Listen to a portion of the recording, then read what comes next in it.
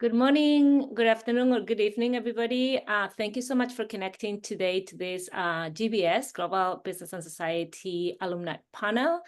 My name is Camino de Paz. I'm the Assistant Dean of Global Network Programs at Yale School of Management, and part of my portfolio is overseeing admissions for this degree program. And I'm here today with three exceptional alumni from the program. Just to remind everybody, this is a second degree program. You have to have a master's in management in order to apply to the GBS program. So I'm very grateful to our three panelists today. They're connecting from different parts of the world. They come from different MIM schools. They're going to be introducing themselves. And the way we're going to proceed is we're going to be asking questions. I'm going to be asking questions to our panelists, trying to kind of dig a little bit deeper into their experience, both as moving to New Haven and what the experience is like living in New Haven, also the program, the academics, and also, of course, the extracurricular activities. We will also finish with a piece of advice. Our panelists would like to give each of you that thing that they would have wanted to know before the program. And I encourage each and every one of you to also put questions in our Q&A. I will be reading them out and asking them to our panelists. If you want to ask a question to a specific panelist, please mention their name. If not, I will just ask the question live and any of the other three panelists can respond. So without further ado, I'm going to hand it over to our three guests. And I would like for each of you to say your name, what school you did your master's in management at, your hometown, where are you from, and then a little bit about your work experience prior to the program, and then where are you now, and then one or two groups or activities you were involved in during your GBS program. So Nicole, can I start with you? Sure. Hi, everyone. Thanks so much for joining. My name's Nicole, and I'm from Coquitlam, British Columbia, which is not too far from Vancouver, British Columbia, Canada, which is where I did my first master's at the University of British Columbia. And my work experience kind of leaned more on my undergraduate, which was in environmental sciences. So I worked for the Environment and Climate Change Canada Department under the federal government in Canada, doing some water quality monitoring downstream of the Alberta oil sands. That was a 16-month-long internship before I jumped into my master's. With that, I'll pass it off to Fernando.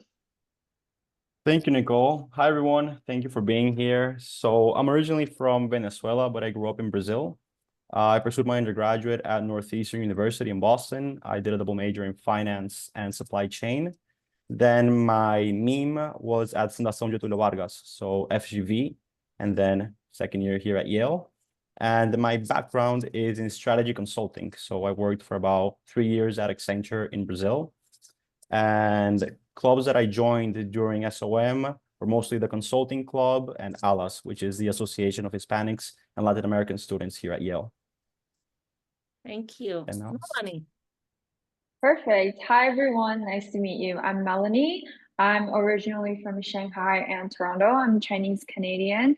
Before my time at GBS, I was actually studying entrepreneurship at Babson.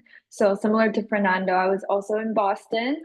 And then I went into New York for investment banking for 1.5 years. Before joining my MIM program at HEC Paris. Had a lot of fun in Paris, but New Haven was more grounding, and I also really loved the faculties at Yale SOM. When I was at Yale, I was involved in the Yale Polo Club and also in Tri-City entrepreneurship, where Yale really helped me foster my entrepreneurial background, and also I started a company when I was at Yale. So thank you so much, Yale.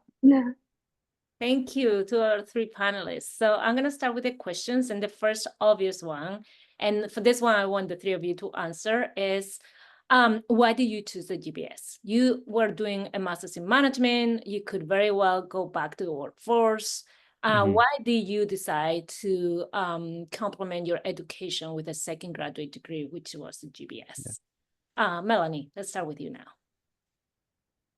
Yeah, sure, of course. So since my background is heavily in between Asia and North America, HEC was really kind of my study abroad European experience. However, I really missed that in-person discussion open panelists, really digging deep into a specific topic here in the US. So while I was at HEC, I had the option to either stay in a European business school or come back to the US. And with no-brainer, Yale GBS is just my ultimate choice because of the high quality of faculty. Every professor is highly respectful, but also humble at the same time. I really love the curriculum that half of your courses can be taken outside of Yale SOM if you wanted to. So I am a huge film lover. I took 2 classes in film and also 1 in psychology, which I felt that experience could not be experienced anywhere else in a European business school. Thank you. Fernando. Sure. So as I said in my introduction, I come from consulting, and as a lot of you know, if you want to grow in consulting, a common path is going to business school. So when I was in Brazil, a lot of my directors and people that I admired, they went to Fundação Getúlio Vargas, FGV, which is considered one of the best business schools in Brazil. But at the same time, I saw that people who did that, they will usually stay in a career within Brazil. And the few managers and directors who had kind of like more international aspirations, if I can use that word, went to the US. And then I was a little bit on that conundrum. Should I apply to the US? Should I apply to Brazil? And then I came across a colleague of mine from Accenture who did both FGV and Yale. And then she told me about this beautiful program, GBS, double degree. I think she's from class of 2020. And she, after an hour-long conversation with her, she just convinced me, hey, I need to apply for this. Just as Melanie said, it's a no-brainer. So I first applied to Fundação Getúlio Vargas, had a great first year there. During Fundação Getúlio Vargas, I applied to Yale, got in. And then, yeah, my experience here has been super rewarding. So rewarding that I'm still here. So I'm still in New Haven working at Yale. So I think that's just a clear fact of how much I loved my experience and how much it has really added to me. Thank you. Nicole. Yeah, before I answer this question, I realized I forgot to talk about my experiences at Yale. So I was elected into the Graduate and Professional Student Senate. And it's a group of graduate students who work on policy and push policy forward in the graduate setting. And we work with a lot of higher ups, such as the president at Yale, and do a lot of advocacy. So I was a part of the advocacy group in the diversity, equity, inclusion, doing a lot of projects like having menstrual products available on campus, or looking how we can be more accessible to every student and how we can push forward some more climate impact initiatives.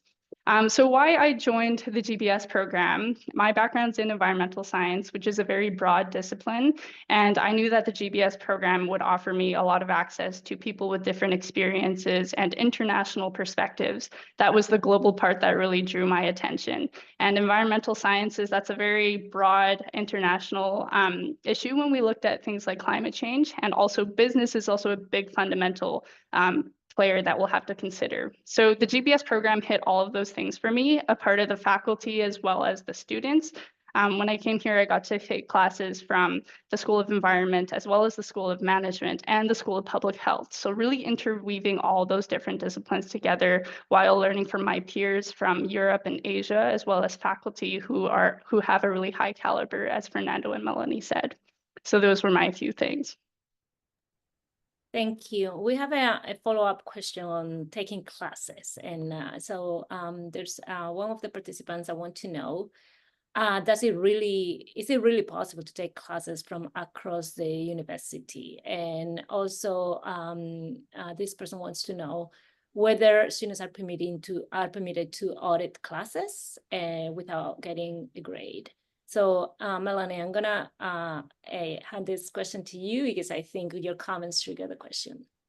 Yeah, of course.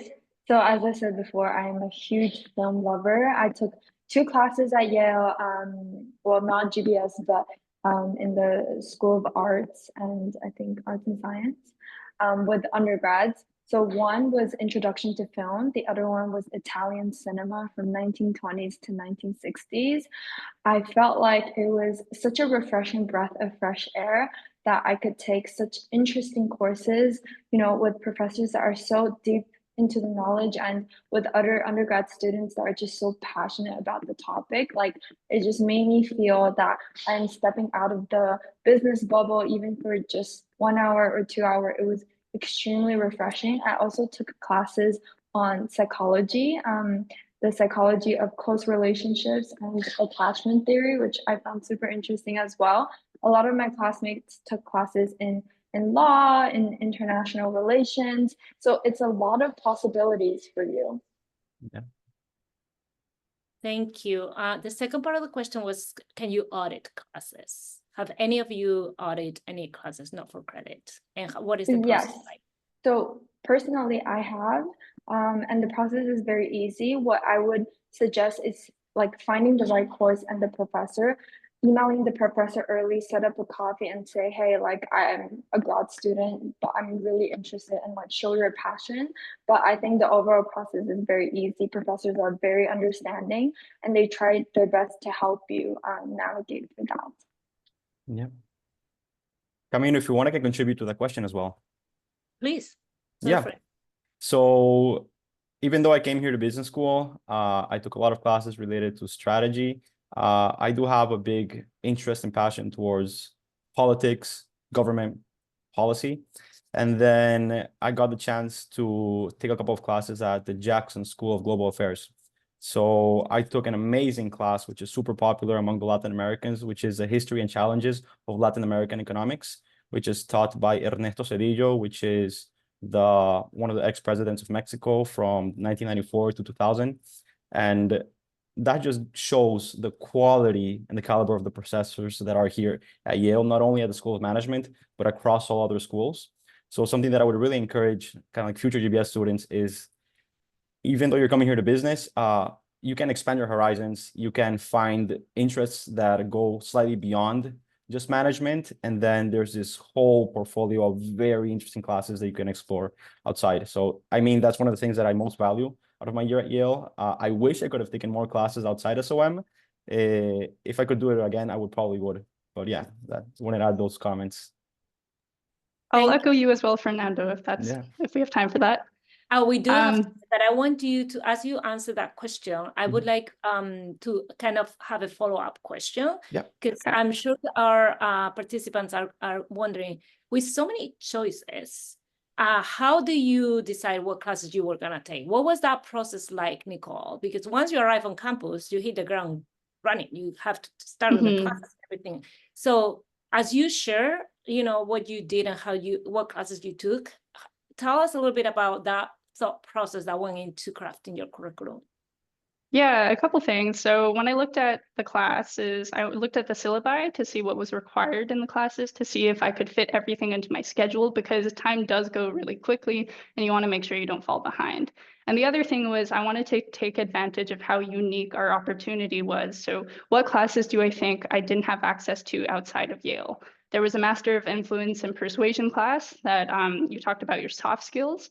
And there was a green finance and investing class, sustainable financing, the future of green investing. So I thought that was really top of mind and not something you would get access to in other schools. So that's what I chose as well. And on the question on taking courses outside of the School of Management, I took a sustainable finance and investing class from the School of Environment, which was also partnered with the School of Management. But the biggest thing there, kind of similar to what Fernando was saying, was getting involved in different groups and having perspectives outside of the business school. You can subscribe to different newsletters, and I actually attended an event that had IPCC authors attend and give a panel. So you were having lunch with some of the greatest thinkers in the world on the climate change issue.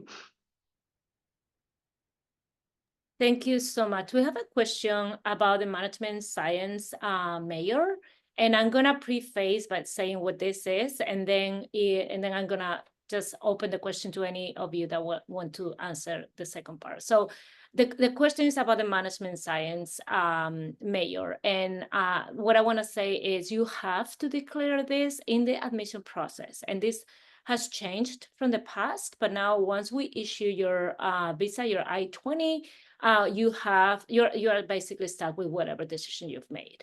if you decide to follow the management science major, what that means is that you have to take 16 units of credit of STEM classes. STEM stands for science, technology, engineering, and mathematics. And the only thing is, I mean, your GBS degree will be the same with the STEM or non-STEM. There's nothing on the degree that says STEM. It's only in terms of optional practical training. The optional practical training is an option that anybody who graduates from a degree in the US has. And so usually it's 1 year where you can stay in the US and work under your student visa without having to be a sponsor. But there's this big caveat. You need a job offer.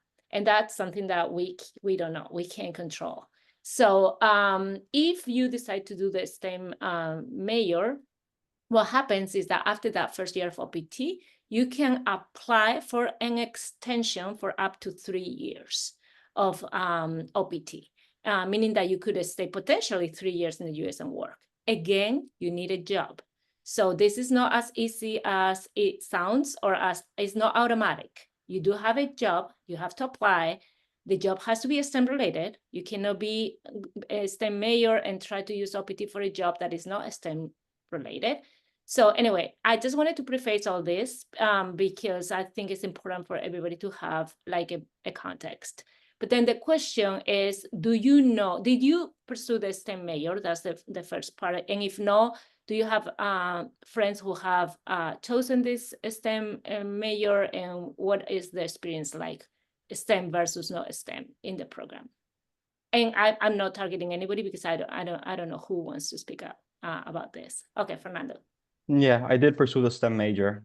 So I don't want to say it's a more challenging approach, I guess, to management. You get to see very technical classes. So just for the people who are attending here, get an idea of the classes that I'm talking about. So a lot of classes related to modeling, analytics, game theory, economics. So very kind of like hard data and mathematic driven classes. But the cool thing is they're applied to business. So there are so many classes that you can take within Yale SOM, which I believe can really complement your business perspective. And they're extremely analytical. And well, in this more kind of like modern data-driven world, I feel that having that background is super important. So I pursued that major, and yes, I do have the 3 years of OPT, but just as Camino said, finding a job is challenging, especially as an international. Migration policy here in the US can be very bureaucratic. Some companies might not be willing to bring you, even though you have great talent and great potential. They might choose to go for an American just because of the fact that there's less bureaucracy in migration policy. But at the end of the day, there are a handful of people who really hustle, really try to get for it, and they get it. So even though there's this big caveat that it's challenging and there are certain things that you cannot control, if you really commit yourself to it, you can probably find something. But it's challenging. It's challenging, and I don't want to underestimate that fact, because that it's a great point that Camino pushed out. Thank you, Fernando. We have a question, like somebody is really impressed by your global backgrounds, and this person is asking, with such a strong international backgrounds among the panelists, how does this diversity and background contribute to the experience at Yale? Like having students coming from so many parts of the world, and I would say like 99% of our students holding international passports. So how that contributes to your experience at Yale? I don't know, Nicole, do you want to talk about this? Sure, yeah, I think 2 parts. One, academically for sure, your level of discussions in class pull on so many experiences, not only from work, but from personal experiences too, and how things work differently from where you've grown up. But also on a personal side, I really encourage you to dive deeper into relationships outside of classes.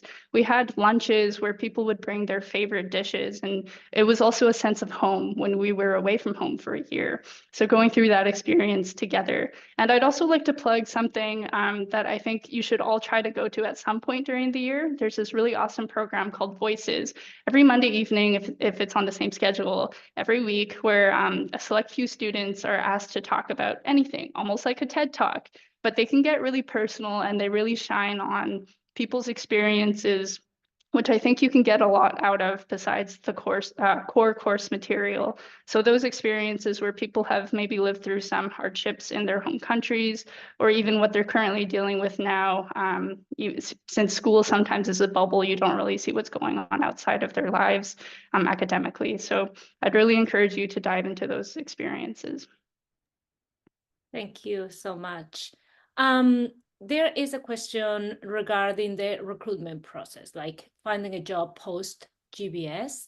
And before I hand the question over to any of our panelists, something that I want to mention, and specifically to this population, is our programming with the Career Development Office starts before you even set foot on at Evans Hall in New Haven. So they do programming over the summer. And this is really, really important, especially for those of you who might think that staying in the US is something you want to pursue. Again, you should never do the program just to find a job in the US. Fernando said it, only a handful of them manage it. But if you at least want to give it a try, then you do have to join the programming over the summer. This is very important. I know most of you are doing internships the summer prior to coming to us. You have to find time. Why am I saying this? Is because, and our panelists will confirm, most of the recruitment in the US happens in the fall. So if you come late August to mid-August to New Haven without having done any of the pre-work, you are playing catching up, and that's gonna be against you. So you basically, again, hit the ground running as you arrive, also in the recruitment process. So I cannot stress enough that you have to engage with everything that our CDO office does, even before you arrive in New Haven. So I don't know if any of you can talk a little bit about the recruitment process post GBS and how you guys experience that.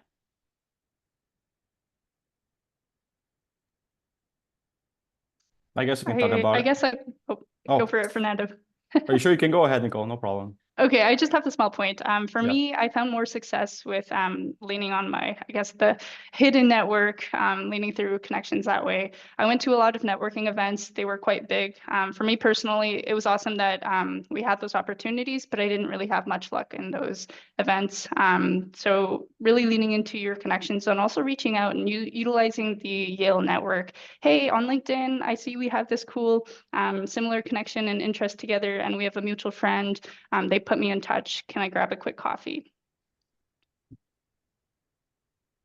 Yeah, perfect. Something that if I could have done differently, I know that's a question at the end, but I think just this is a perfect segue.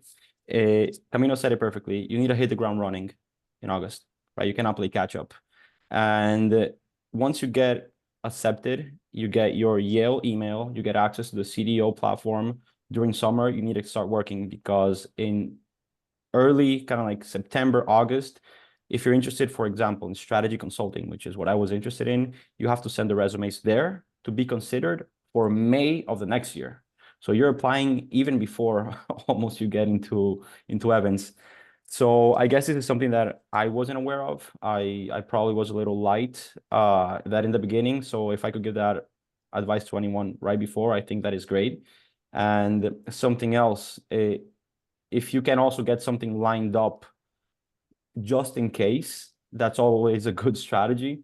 I know a lot of people from HSC, and I know it was my case as well, that we had full-time offers to go back home. And then, for example, I had a full-time offer to go back to Accenture. A handful of people had full-time offers to go back to their respective countries.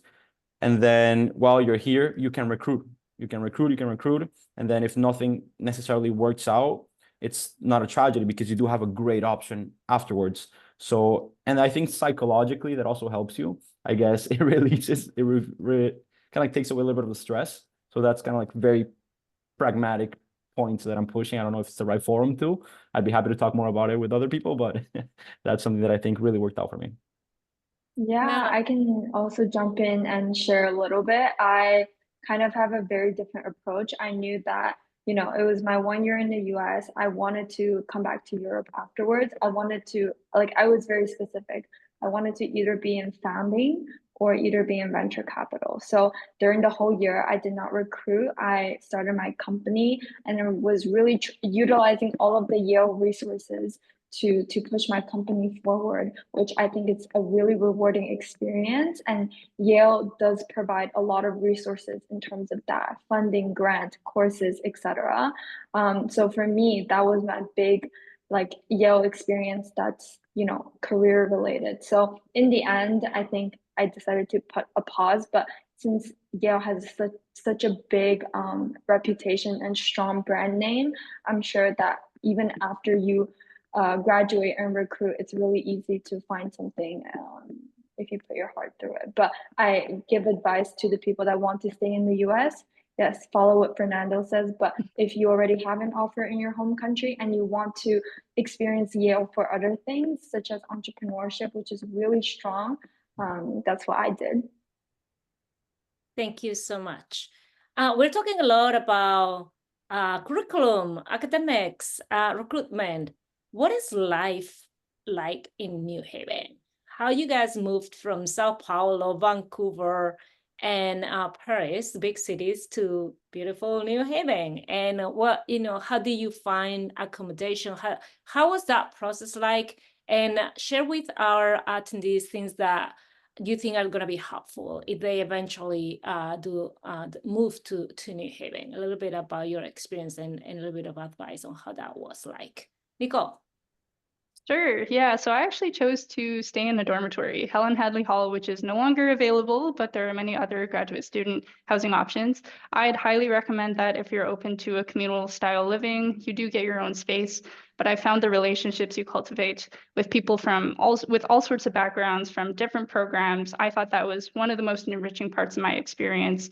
We were going to people's polo games, like what Melanie joined, and also my swim competitions. I joined the recreational swim club, and we had a few musicians on our floor too. So that really enriched our experiences. Every Friday night, we would have something going on, either a floor dinner, or we would go out to a concert performance by some of the best musicians in the country.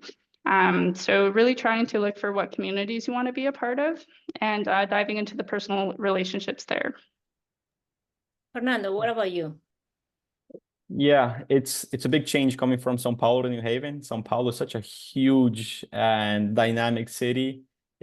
I'll say for me, it's been a very pleasant change of pace. So I think that if you're gonna be studying and you're gonna really be committing to your academics, and like being in a slower city really helps you focus.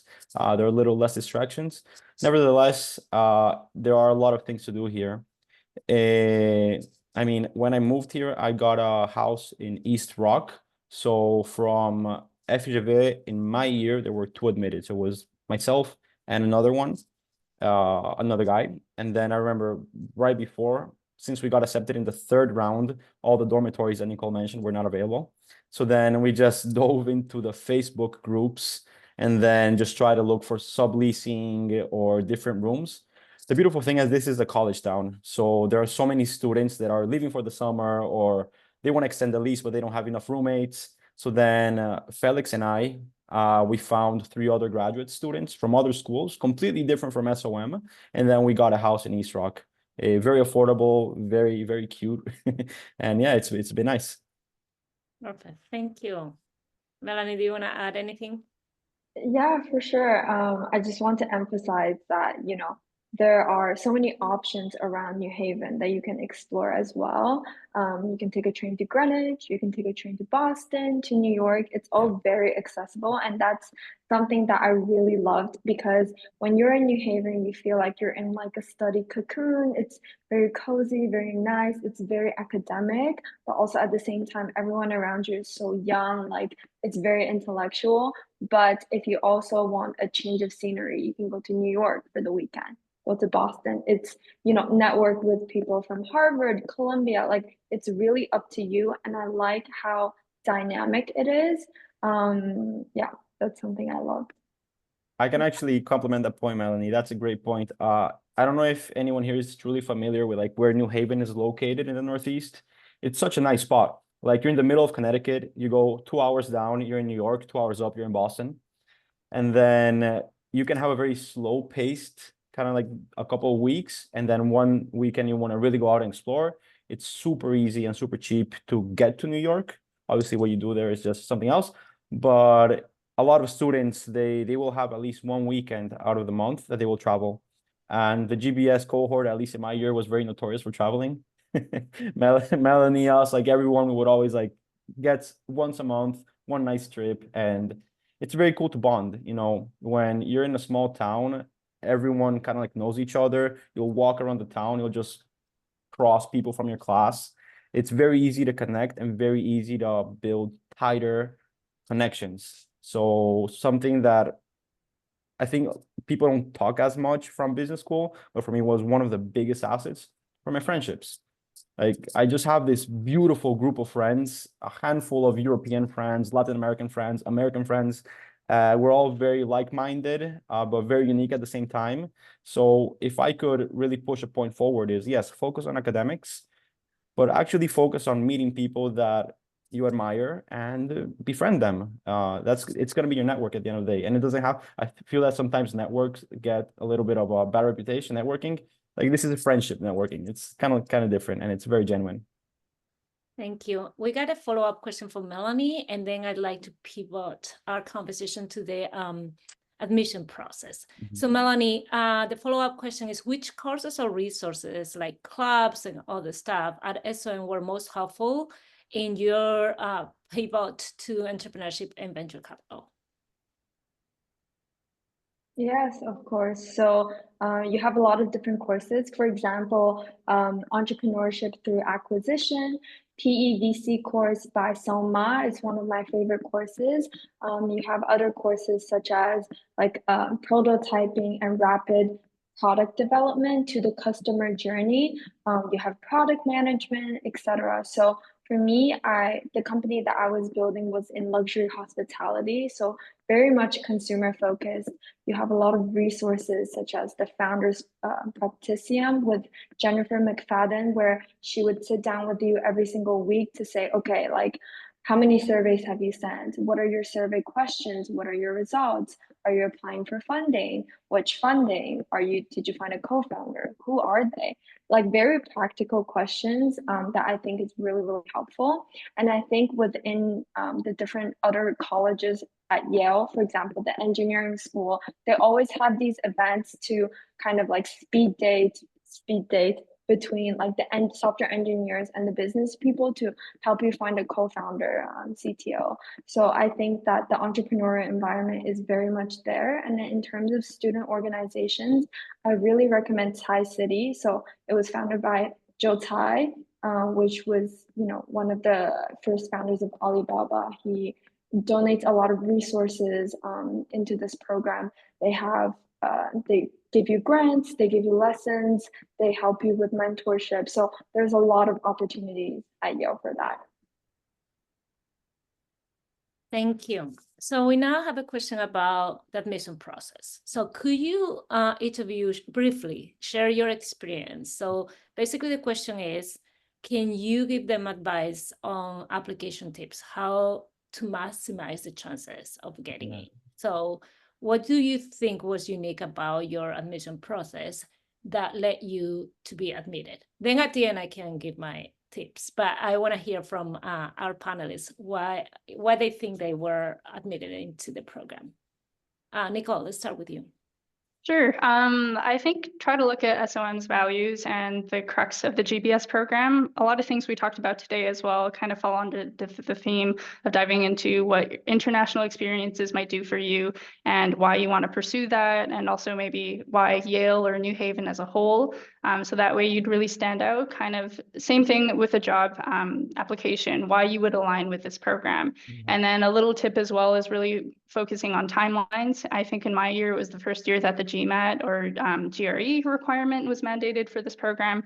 It was announced in April, and I had a month before my first master's was starting. So I was kind of scrambling to write the GMAT in that short time. So I'm making sure you have everything ready to go. So when that deadline hits, you're ready to apply. Yeah. Fernando, what about you? Sure. At this point, most of the work is already done, right? Now it's just how do you transmit this? So you've already done your internships, you already got admitted into your meme school. Now it's how you can craft a story that makes sense for the admissions team. And then I remember something that really helped me, be very purposeful. So understand, do you have a plan after graduate school? And how does the GBS program help you move towards that plan? Because I think having a clear idea of how SOM will contribute to your career goals makes the application more concrete and purposeful. And then just to draw, at least from my specific experience, as I explained in my introduction, I'm someone who I came from consulting, but I really wanted to do something more international because of my background. So I really pushed on the point that, hey, I want to have international experience. I want to work in consulting or at least advisory in the US afterwards. Really understand what are the core values and specific classes that you can take at SOM, and even mention those. You have to be very, very kind of like detailed as well as why SOM, because there are so many other graduate schools out there, and it has to make sense. And maybe even exploring the core values of SOM, you might identify, oh, wow, this is not necessarily my profile, and you'll figure out something else. So necessarily, I think you need to do your research. Do your research, craft an interesting story, and be genuine as well. Because as I said, everyone here is extremely unique. Everyone has already done incredible work. Now it's how you can highlight those in a very genuine way and craft a story of how that will work after SOM. Melanie, Yeah, anything? no, I 100% agree with Fernando. Like at the end of the day, you're writing your essay and there's a person behind that computer reading that essay. What is your story? Like you're quirky, show that, right? You're funny, show it, right? Like for example, for me, I'm pretty sure in my story I wrote about like my big passion and love for film and the different courses I'm gonna take, which indeed I did. And I think really align yourself with the core values. So for Yale, it's business and society. What can you do for the society, right? Like what are the courses that you want to take that you think will drive the society forward? And why is that? Just a comprehensive, coherent story to show who you are, to show that you're a human, right? Talking to another human. I think that's just really important. Yeah, Melanie has an incredible personality, and I'm sure she pushed it forward in the application. So if you can have quirky aspects of your personality that can really transmit in your essays, your interviews, that's a great point, because it has to make yourself feel human. It cannot be a machine. Like everyone, once you get here, you have your personalities, your quirks, make it apparent and make it make sense. That's what I would push. Okay, you left me with nothing else to add. I can say louder, but I cannot say clearer. I guess what I would add is this is a two-way stream, right? Like you think you are trying to impress us, but we're also trying to impress you in a way that we are going to be able to deliver what you hope to get out of the program. So this is a two-way relationship. So just keep that in mind when you're applying. And please let us know why you want to do this program. Basically what the three of our alumni are saying. If you say, I want to come to Yale because it's an Ivy League school and I want to put it on my resume, that is not going to get you very far in the admission process. And again, this is a degree that is not for everybody. You craft your own curriculum, so it has to make sense. I need to understand why you want to do this second graduate degree. Why are you going to invest so much of your time and money and effort in this second graduate degree? If it doesn't make sense, if I don't understand it, then it's going to be a hard call for me to make. So I'm just going to leave it there. And then we're looking for academic excellence. So if you are studying your MIM, or if you are even before studying your MIM, if you're considering your MIM, work hard, because yeah, at the end of the day, you think that getting in is hard. Well, performing well in the GBS is even harder because everybody's bright and you're going to be taking classes with other students from other degrees. So I'd like for any of our panelists to talk a little bit about what one SOM means and what does it mean, like how many classes you took with your GBS cohort and how many classes you took with students from other degree programs. Because I guess that people in the webinar, they probably, most of them, if they're in the MIM, they are just with their MIM peers in class. But from what I'm listening from you, you were a little bit all over the place with students from not even other degrees at SOM, but other degrees at other graduate schools. And I think Melanie even mentioned with undergrads. So how was that experience of one SOM or one Yale, if we want to kind of, say it that way? And any of you can speak to that. Sure, I can chime in. For me, I like to be silly. I like to bring my personality forward. So age is really not a factor for me. So of course, 50% of my classes, 50% would be with GBS students, because you do have to fulfill a core requirement. But the rest of the time when I take classes with the MBA students, which are slightly older than me and my age group, they bring a lot of wisdom into their professional career, and they can also be silly at the same time. So having these connections are really valuable, but then also taking classes with the undergrads, they're younger than you, but still they're youthful, they're full of energy, they're curious. So I think being with different people just brings out the different beautiful elements within you as a person. And I think just speaking with as many people as you can, which Yale definitely offers the opportunity to, it's also a journey to explore yourself. So. Thank you. I'd echo Melanie as well, and I'd plug a specific experience if you're open to it, global seminars.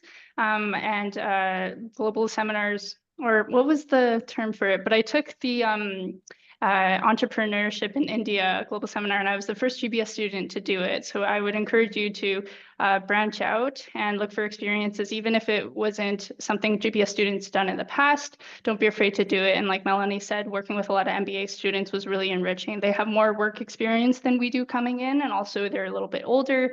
So they can be a little bit of a mentor to us as well as good friends. Yeah, I fully agree with what Nicole and Melanie mentioned, and I also wanted to add another point.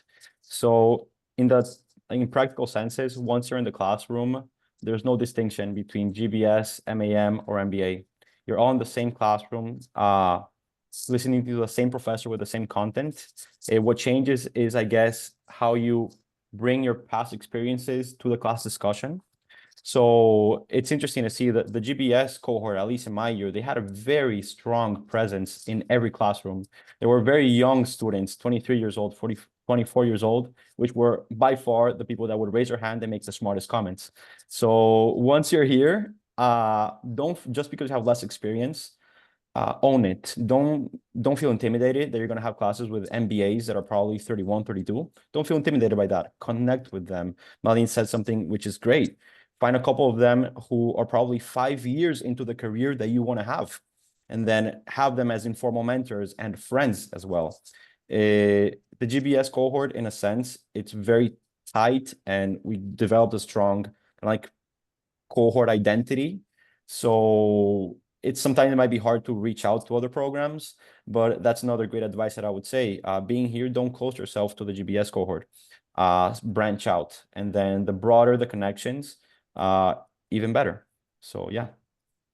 We always get a question about the alumni network. So have you leveraged the Yale SOM or the Yale broader Yale alumni network, and how that has been like, and how that's, is it easy to connect with them? Are they responsive? Have you leveraged them?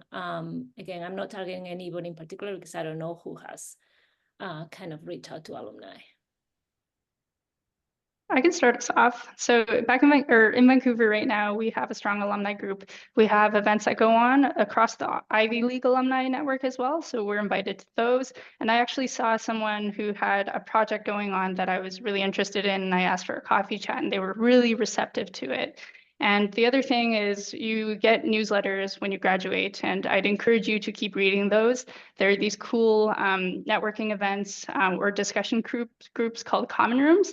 And I was a part of them for a while, and it was really nice to keep that learning going. Learning's a lifelong journey, and I find after the Yale experience, I missed that. I missed that learning. I was in the workforce, but I wanted to talk with people who thought or were thinking about some of the world's biggest issues. So the common groups, the common rooms are 1 hour every week, and you get to connect with alumni who graduated 40 years ago or who graduated in the same year from different programs as well. So it's really up to you how you want to take advantage of it, but the opportunities are there. Perfect. Thank you so much. We have a question about difficulty of the program. So this particular question is about choosing a STEM, but I want to kind of compare from both perspectives. So Fernando, and I think the person that is asking is from FGV as well. So they're asking, if you choose a STEM major, how is it more or less difficult in the workload compared to FGV? So your year Okay. one school. And then what do you wish you had known earlier and how you could better prepare for that? So I want to know the STEM version and probably the non-STEM for, I think if Melanie or Nicole can speak for non-STEM. Yeah, perfect. I guess I'll talk a little bit about my experience. So STEM classes are usually, as I said, way more quantitative, way more like analytical and math driven. And if I talk about like my natural strengths are way more in reading, writing, developing arguments, case discussions. So I guess like since my personality is way more towards that, and my background is in finance and supply chain, which the math is not that complicated. If you think about finance, you're adding, subtracting, dividing, and multiplying. If you're taking STEM courses, you're actually creating like more advanced models. For example, policy modeling is 100% just creating models to quantify a certain impact of a policy that's going to be pushed forward. I took an analytics class, which is heavily Excel and R. I never coded in my life. I had to learn how to code for the first time. So I guess the message that I'm trying to transmit is, for me, it was challenging because it didn't necessarily play to my strengths, but on a good sense, it was great because I got to kind of like broaden these hard skills that I think I really needed. And I'm going to be very like using this for the next couple of years. On the other side of that story, I have friends who come from engineering, right? They're very savvy in mathematics, very savvy in coding. And then those STEM classes were easy for them.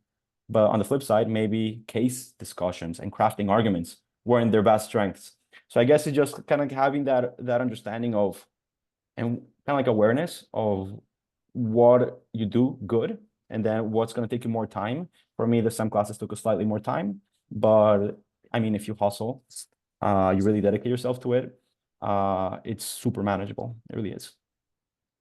Oh, and last point, become friends with people that complement you. So I mentioned kind of like the engineers, all of them. I became very close friends with them. They would support me, answer my questions, and a handful of homeworks, and then I would help them with like my kind of like case discussions and like synopsis. So like having those study friends are super, super helpful as well. Don't try to get everything on your own.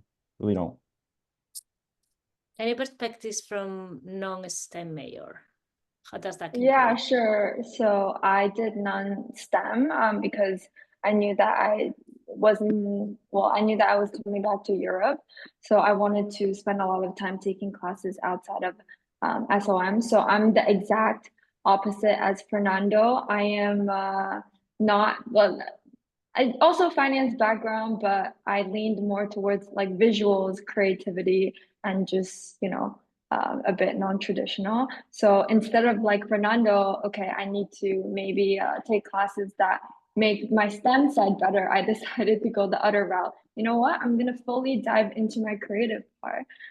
So I think for it's just, you have to be really intentional about who you are as a person and what you want, and like really cater that towards it. Because I think if I were to take all of the STEM classes, like it would be really difficult for me. I would spend a lot of hours, which in the end I would learn a lot, but I think my goal was to explore the creative side more. So it's just like time and expectation of what you want.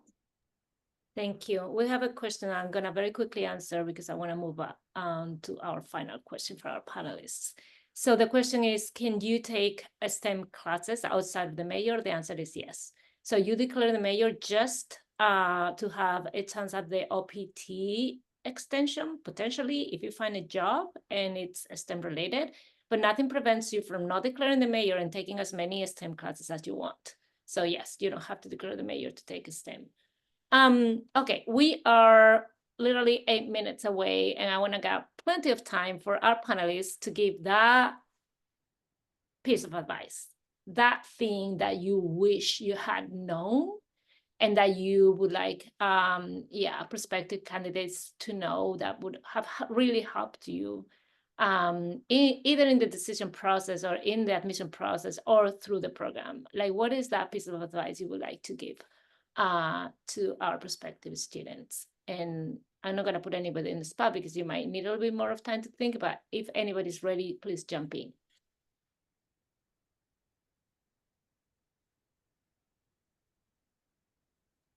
I would think I can say kick us really off. understand. Oh, Go ahead, go Melanie. for Yep. it. Okay, No, I no, guess go for it. what really just surprised me was the level of relationships with people. Academically, it's very high caliber, but also I wasn't expecting to make such strong friendships in a year. And also with the GBS program, maybe it's a bit scary to think of it this way, but every day that goes by, you only have that one day that goes by. The program is only 1 year, and everyone only has 24 hours in a day. So it's really up to you how you are going to choose to spend it. Are you going to dive into the network? Are you going to dive into the academics? Are you going to try to do it all and burn out? So really, to make use of this program, I'd encourage you to reflect before you get to New Haven.